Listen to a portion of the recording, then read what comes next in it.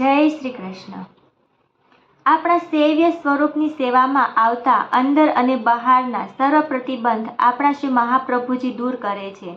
જે શુદ્ધ હોય તે જ બીજાને અશુદ્ધિ દૂર કરી શકે, એટલે કે શ્રી મહાપ્રભુજી એમની કૃપા દ્રષ્ટિથી જ આપણી અંદર અને બહારની અશુદ્ધિ દૂર કરનારા છે।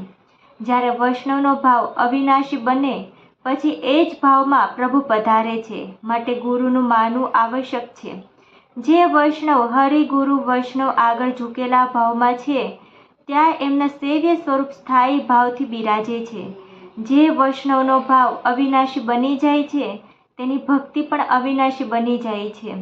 આવા વૈષ્ણવની રતિ મતિ ગતિ કૃષ્ણ પોતે જ બની જાય છે। સેવ્ય સ્વરૂપને પ્રસન્ન કરવા હોય તો આપણી રતિ મતિ ગતિ એમ જ એટલે કે આપણી માથે બિરાજતા સેવ્ય સ્વરૂપમાં જ હોવી જોઈએ। આપણી માથે બિરાજતા સેવ્ય સ્વરૂપને કોઈ પણના ભરોસે મૂકવા નહીં। આપણે જો વૈષ્ણવનો ના દોષ જોઈશું તો આપણી અંદર અશુદ્ધિ આવશે। કૃષ્ણમાં સ્થાયી ભાવ આવવાથી આપણા રોમ રોમમાં કૃષ્ણ જ રમણ કરશે। જીવને શુદ્ધ કરવાની પ્રક્રિયા શ્રી મહાપ્રભુજીની કૃપા જ કરે છે।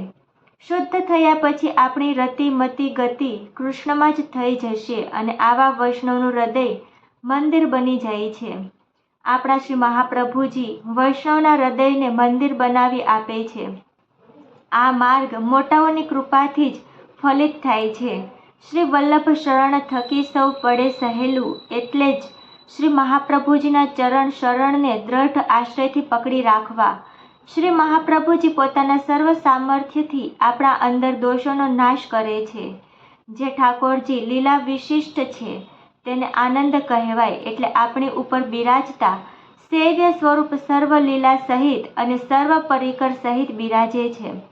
વૈષ્ણવના હૃદયમાં અનેક આનંદો પ્રગટ થાય છે।